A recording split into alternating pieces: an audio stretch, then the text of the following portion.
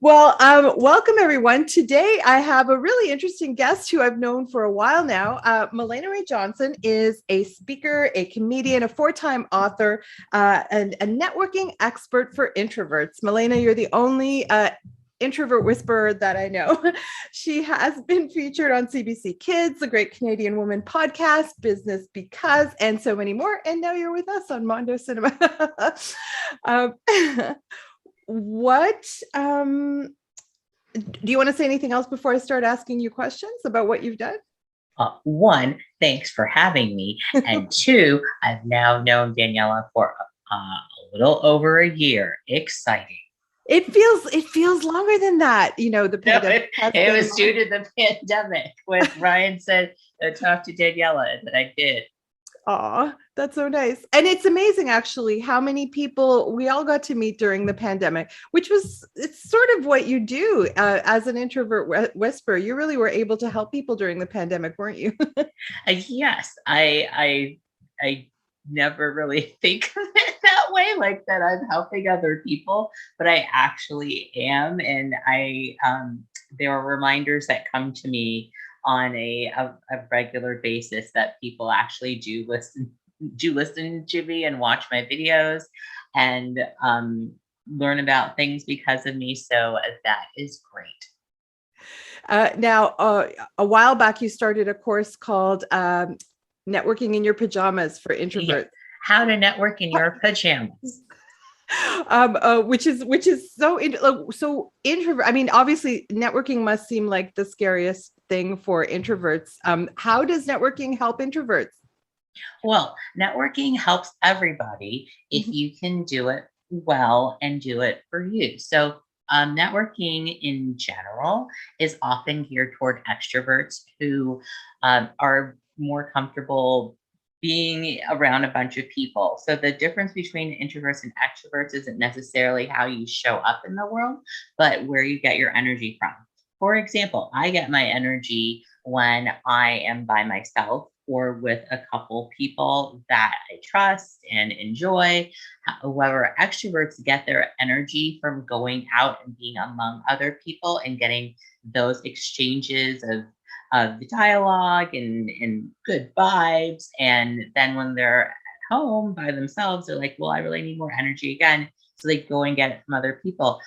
So for introverts, networking can be difficult because of how it is often structured as we're going to have an event. If it's not structured, it's go up to whoever looks like they'd be interested in talking to you. And for introverts, that doesn't usually seem like anyone because they're not necessarily like grabbing you and bringing them over to them. But what I like to emphasize for introverts in the various methods of getting to know your people is that you have to do what works for you. And sometimes going to a big mixer, whether it's online or offline, isn't necessarily what's going to be good for you. It's often going to be figuring out who you are and what you want, and then finding people who can fulfill those needs and interests, and being really targeted in how you approach people, and also not putting a lot of pressure on yourself, because even extroverts have difficulties with networking. So you're not alone. That is so true, because I think I'm just borderline extrovert, and I definitely have problems with networking. But so you've shifted your focus to the workplace, because that has a huge impact on introverts, especially new immigrants. And I'd love to hear about why employers should care about taking care of the introverts in their organizations. Right now, it's a really big time for employers to start thinking about employee engagement and employee satisfaction. So the bottom line of every business is the bottom line, whether you're making money or not. That's what most businesses go for. I can't go into everyone's business and why they're doing what they're doing. But if your employees are leaving like they are for many industries because they have not been respected or valued, or it's just reached a fever pitch where they have found other places that appreciate them, then you're going to have a problem making that money and being profitable if you don't have anyone doing the work. And in certain industries, like automotive industries, there's automation, so you don't really have to worry about that. But for especially in an industry like entertainment, you can't get robots yet to do all the jobs. So you need to make sure that you're not just saying that it's entertainment, people will work for peanuts and we don't have to treat them well. That's a great way to lose good talent and spend a lot of extra money trying to find the right people. So if you find the right people and you can keep the right people, that makes your job as a leader of your company a lot easier. Yes, and the stakes in entertainment are so high because there's so much money involved and there's so much time pressure. And, we are a people-oriented, talent-oriented business. So, extracting the maximum out of each and every worker, because we're creative workers. I can see how, and I can see how many creatives, especially writers, can be introverts. They chose their field specifically as introverts. Yes. Can you talk about, I know you've worked in media a fair bit. Have you, I would love to talk about the writer's room. Let's start there. I know we're going to talk about set, but I would love to talk about the writer's room because it's such a politicized environment. It's such an environment where extroverts can sort of take over.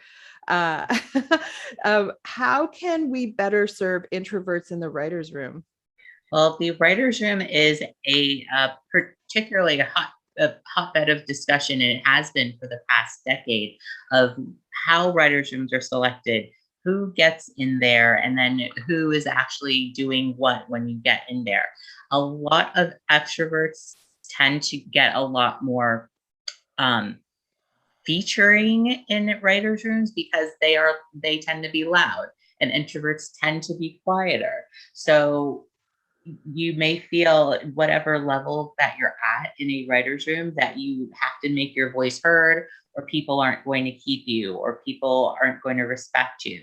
And for introverts in particular, so the people who are looking up, there are ways to get your point across that you don't have to be the loudest person in the room. And for people who are leading the room, showrunners, or whoever you have designated as the leader of the room, formally or informally, recognize that just because someone is loud and is speaking all the time doesn't mean that that's necessarily the best idea for your show.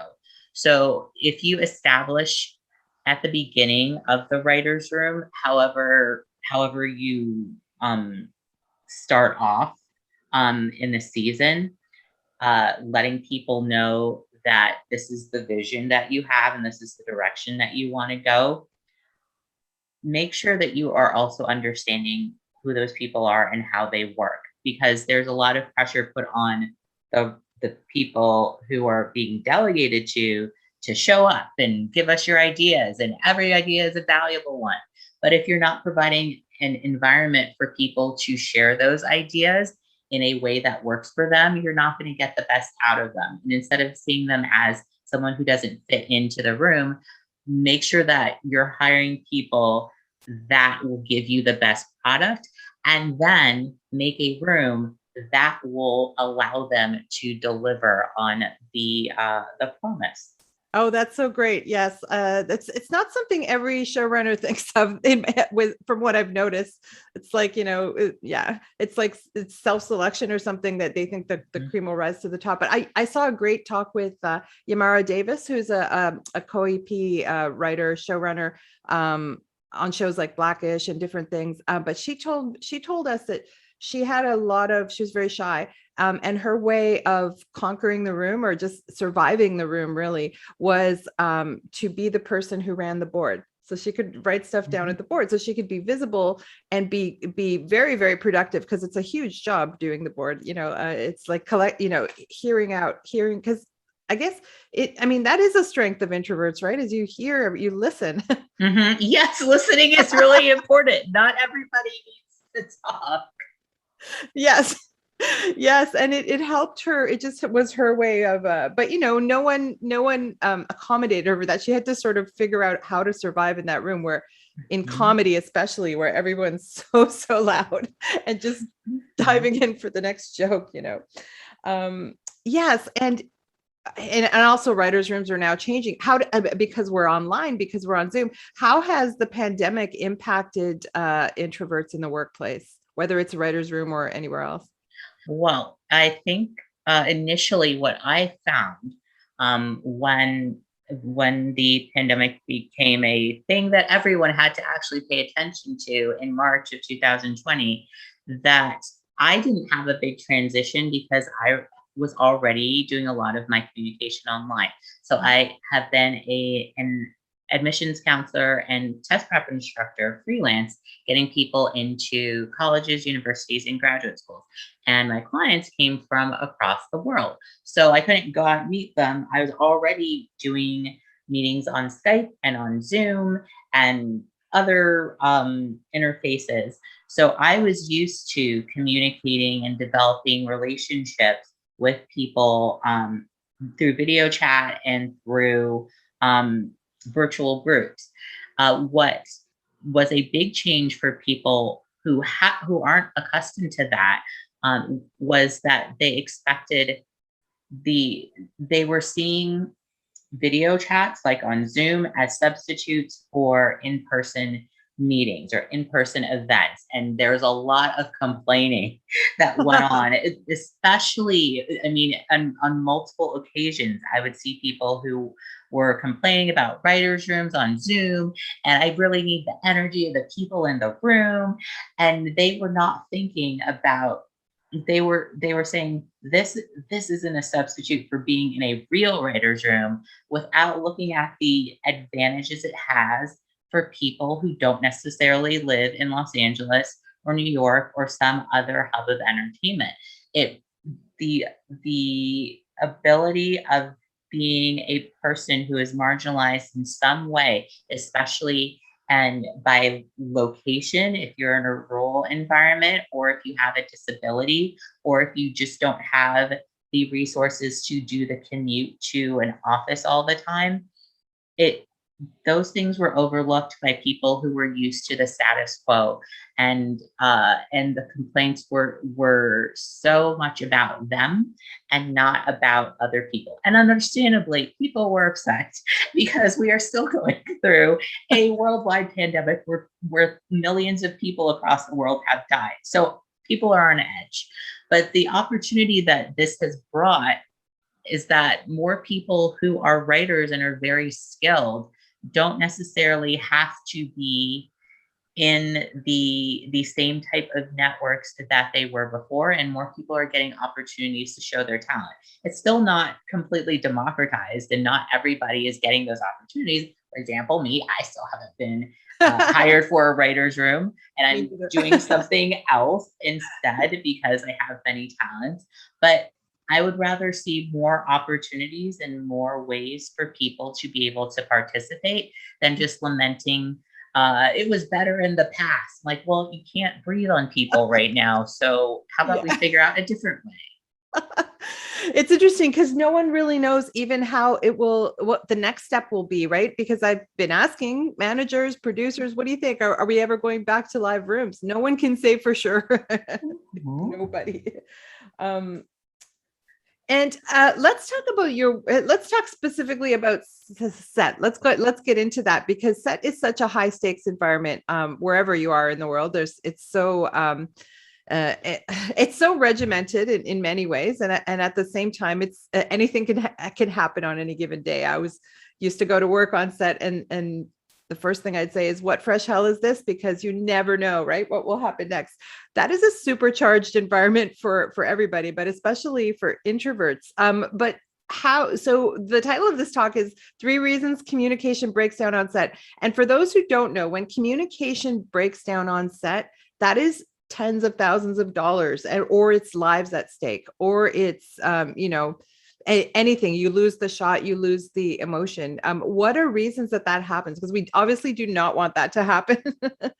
Yes, the first reason is a confusion about leadership and the vision, like I mentioned, when you're on set, let's say it's a movie set and the director's in charge, and uh, often people know who the director is. Obviously, they have gone to set, but there isn't necessarily a time where the director addresses everybody, like in a town hall meeting, and says, this is going to be what's going to happen for the next month or 2 months or 3 months.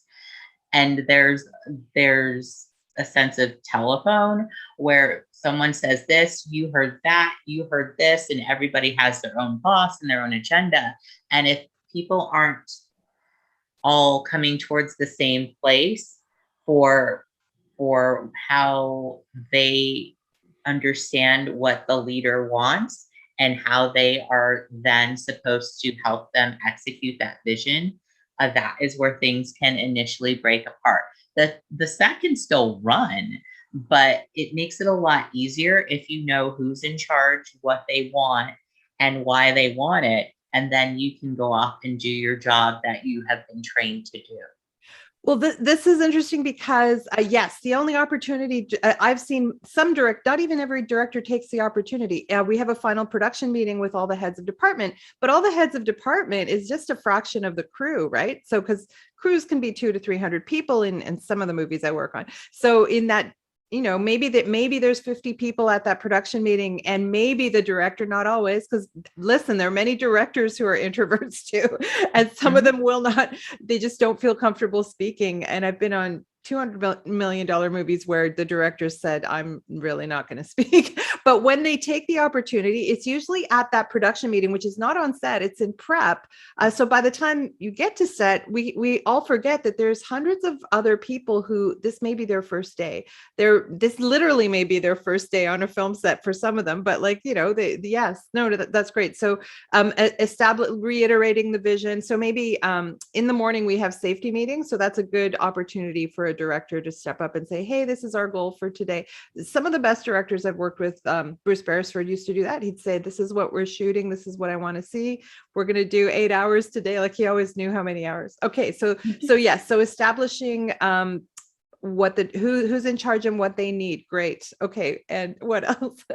Well, the second thing is after who the leader is, what they want. So what they want is something that is often left up to interpretation. And I can definitely understand, as I tend to forget, I at points I get annoyed when people who to me are famous actors, and they obviously are famous actors, and they complain about the roles that they're not getting or the roles that aren't out there. I'm like, well, why don't you do something about that and create it with all your money? And not everybody has those skills to run a production company and write a script or get those people.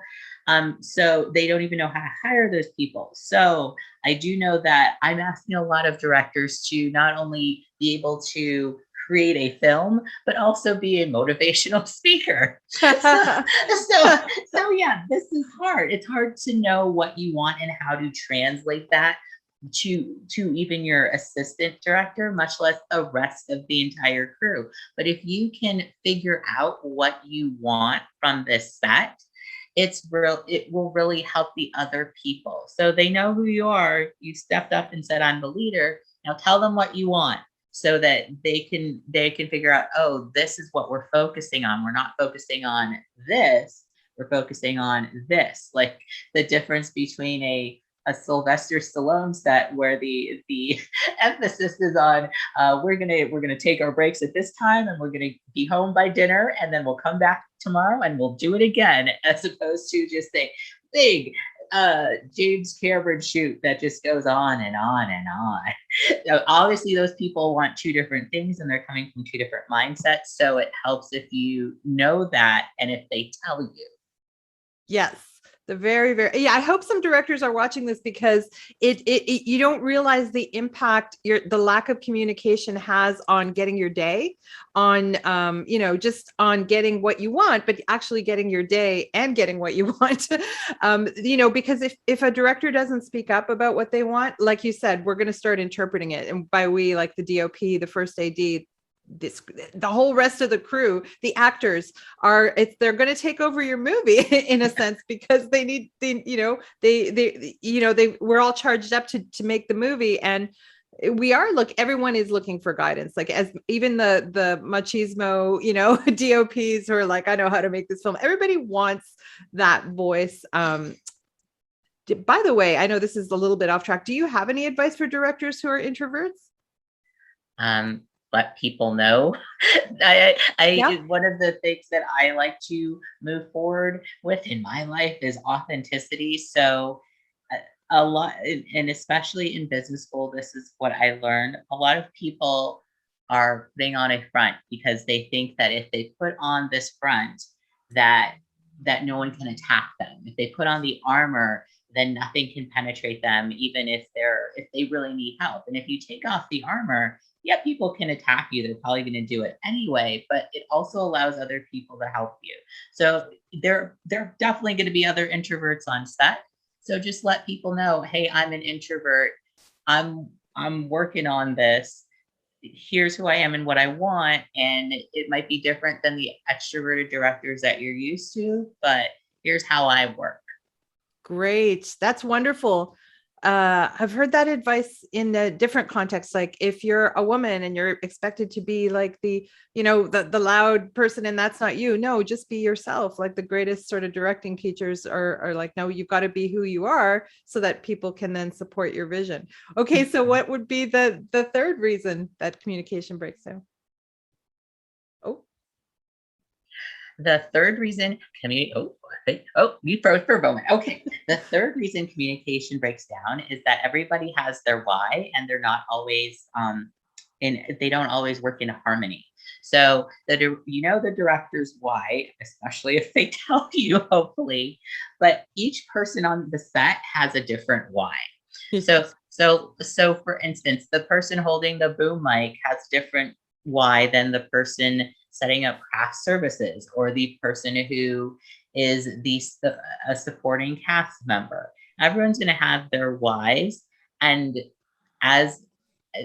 particularly as a director, but as other people on set, it's important to recognize that your why is not going to be the same as the person next to you's why, and having the director understand that will help things to flow better, because they have a lot to deal with, but people get really focused on this.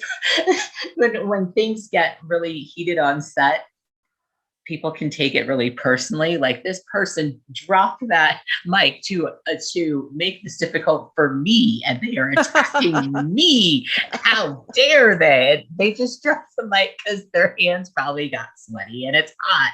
So recognize that when you're communicating with people, that it really helps to know their name and what they do. And if you can figure out their why by either asking them or asking somebody else what's going on, that will make the set a lot better.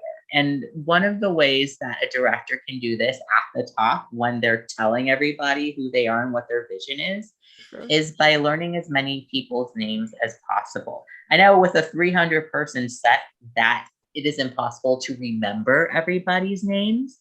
But if you can do an exercise like going around the room, and you have to be very particular about this, because some people get a stage and they get long-winded, and some people really wanted to be actors here, but now they're holding a light.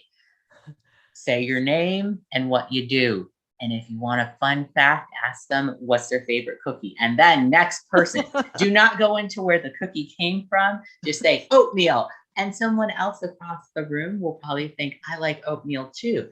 It's a way to actually foster that we're a family feeling that every actor says they have on every set they've ever been on, by actually making people feel like they actually know the people on set, not just pretend for the cameras. Yes, I always highly encourage this kind of, like, I always encourage more prep when I'm involved in a movie, because we can get so much of this family feeling solidified in prep. We can get so much of the actual logistics of the movie achieved in prep. But that, yes, when you get onto set, there's so many more people that, but if there's already like a solid core starting to form, and then people feel that vibe and feel comfortable, and yeah, just keep telling people it's okay to ask me questions. I saw this great talk with Rob Reiner at TIFF. He was doing them. Did you see his master class? He said great directors need to know just a little bit about every single department, but understand that, and then hire all the best people in those departments, and understand they're going to be coming at it as perfectionists in their thing. But Mhm. ultimately, you have to say, okay, that's great, but you can't get caught up in their all 100% in their why. You have to balance all the whys and go, okay, so how can I pull the best of that person without stopping what my vision, like, I have to take a little bit of yeah. And I can see how that makes for a great filmmaking experience, certainly. Yes, you're conducting an orchestra. You don't need to know how to play the oboe. You just need to know they could play the oboe. And maybe, and this is a diversity and inclusion thing, you don't have to have all the best people to play all the best parts. You need to make a team that is the best team, and that is going to require people from different backgrounds to inform your production. So getting the best people is great, but you're actually looking for the best team, which involves different people with different strengths, and you don't need a whole bunch of drummers. You need people, you don't need all the drummers to come from the same place. You need them to be a great harmony on the set, not the best people ever because you heard all of them and they're all exactly the same. That's wonderful. Oh no, it's true. This is something I'm actually loving about the new era. And it's like a new era to me, because I grew up in cinema in a very homogenous set, very few women, almost no people of color. And now we have like incredibly diverse sets by comparison. I know we still have a ways to go, but by comparison of what I had grown up in, I'm like, wow, I'm starting to see the world on set. And you're right. It's a whole range of experience levels too, because of questions of access people have had to the set in the past. So now communication, it gets a lot more exciting. Yes, there's a lot of different ways to communicate. It's something that I have noticed uh, um, when I listen to podcasts and there is a guest on, particularly when I listen to Pod Save America. So there are certain cadences that my spouse, who is a white gentleman with hair, sky's the limit. He doesn't notice the different cadences of people that talk, but I do, and I can pinpoint when someone talks. I'm like, ugh, I already got a bunch of that. Can we get some of this? And when that, it's even just a different way of. It's just a different speech pattern. It's not even necessarily the accent, but the way that words are chosen that bring a whole different light onto how people can think about a problem, not just the way that they have been trained to think about problems because they only follow the same 5 newspapers because they know everybody at those newspapers, but people who are actually on the ground doing stuff. It's really uh, helpful to me, especially as being an immigrant in Canada and meeting other immigrants, where I can learn different perspectives from people just by how they choose to talk about something. And if more people can embrace that you can listen to somebody and get a whole new perspective, even if you're talking about the exact same thing, that will make things a lot better for everyone. Yes. Oh, do you want to talk, because you're American and now in Canada? Do you want to talk about, or is there a difference in the way we, especially in media, how we work together in the United States, sort of the tone on set and the way we talk to each other versus Canada? Because it's interesting. The thing that I have noticed most, or one of the things that comes to mind at this point in time that I have noticed, is when I was pitching my pilot called Snowbell and Nala, and how it's set on a North Pacific island. And so I said, okay, I just imagined whatever, because I'd already established a universe and this was a story in that universe. And pitching it to Canadian companies, they're immediately, I started to feel like, oh, they don't have that kind of money to just send a cast to Hawaii to film. Like it's not just like they wouldn't like the story because it's set in the North Pacific and it's not a specifically Canadian story. It's like, where are you going to get this budget to, first of all, send people to Hawaii like studios do all the time in the United States, because it's right there, but also they have millions of dollars to spend, and they're like, yeah, we'll just throw all that money at that and hope that something happens. So it's a different mindset. I like to compare it to moving from in the Hunger Games, moving from the capital to District 1. You're moving, actually District 2. So you're moving from a place where you were in this encased bubble and everybody's looking at you all the time to another district that is perfectly nice, but is staring at the Capitol and saying, look at all the money they have. Like, well, it's not great there. I mean, did you read the stories? I mean, there are terrible things that happen. So that's the biggest difference for me, moving from one bubble to the other, the outside of the bubble, staring in and realizing more about how the rest of the world deals with the United States, and how there is a privilege to be able to have grown up in the United States and think anything is possible and just write it down and figure out, yeah, we'll figure this out. And then coming to a place where it's like, well, we don't have the money. So what are you going to do? Like, I don't know. Get the money? Oh, okay. How? And I'm like, well, I haven't gotten that far. I never stopped to realize that the lack of money here may affect the mindset, because the mindset is I find, because I work with a lot of Americans and a lot of Canadians too in the industry, and I find there is more risk taking, in the sense of not only on a conceptual level, but like on a problem solving level.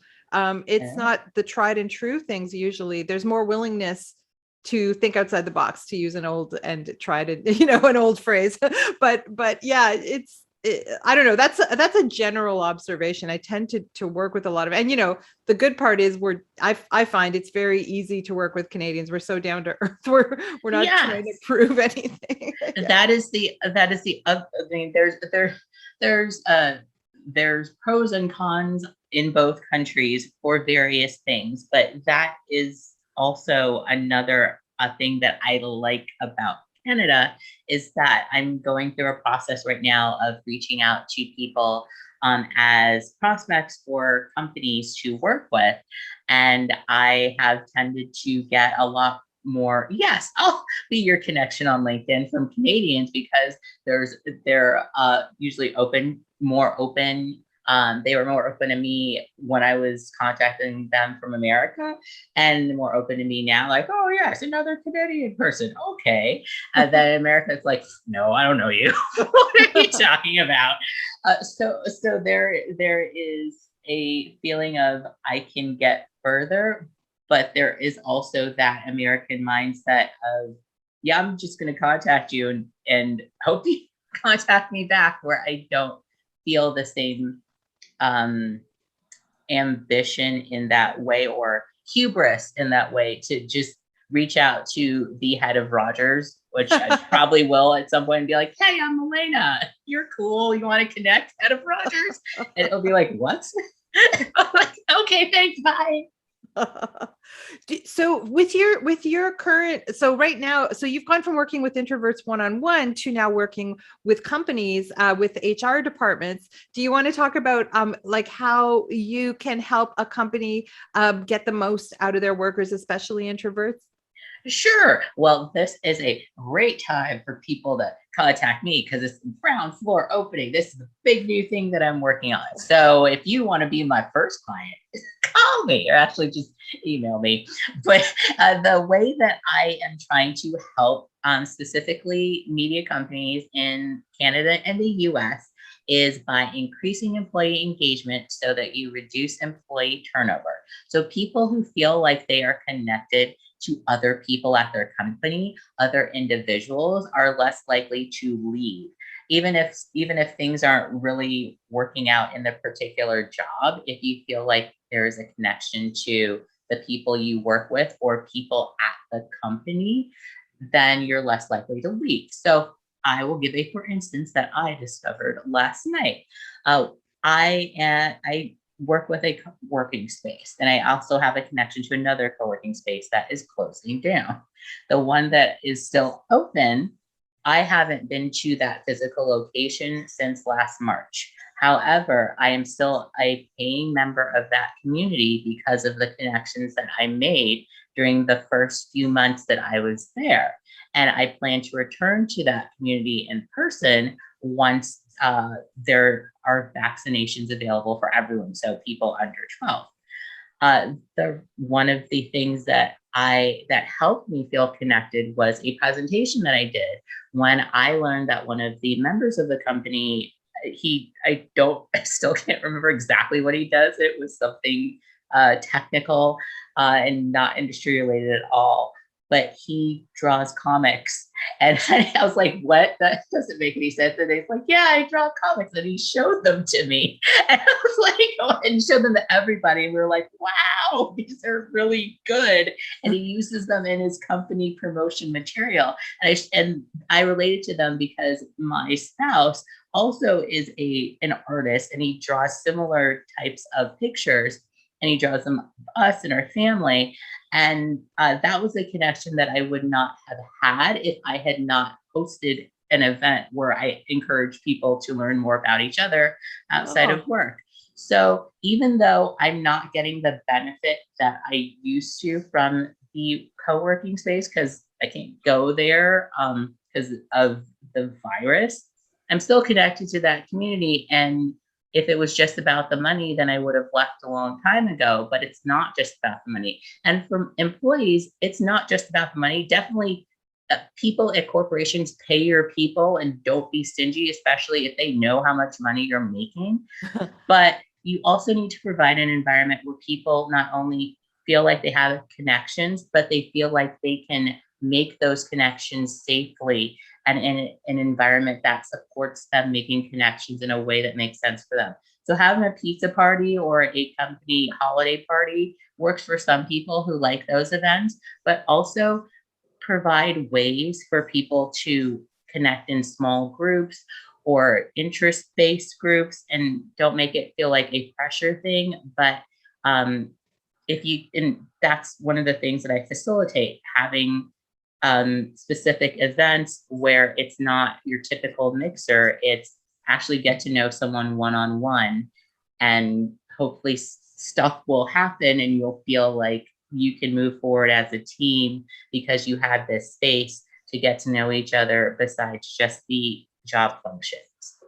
And for television series, this is especially impactful because what I've noticed working on series, which are more long-term, for people who don't know, television series, they're not as big. You know, you might not have 300 people on the crew. You might only have 150, but you work together for 9 months in some cases, 6 to 9 months. Whereas on a movie, you might work together for 3 months, right? And in television, especially in a first season of something, you are finding your legs. The show is literally finding its legs. And instead of, and this is as everyone gets, every part of the machine, every worker, every talent is finding their space and figuring out how to, and the show as a whole reflects all of that as much as producers may or may not realize how much an individual crew member, like down to the craft services person, right? Not that they're the lowest, but it might seem unrelated to the process, but it's incredibly related to the process, because if everyone's working together like a well-oiled machine, the show is going to feel like it's going to find its legs much faster. So I can see how doing that in the preparatory stages or in the early episodes of a long-running TV series would actually have a huge impact on the outcome of the show. So I can definitely see a great benefit in that. Is there anything else you want to say about either the media industry specifically or anything else? Let's see. Well, I am glad that I moved here from Los Angeles to Toronto, so that's good.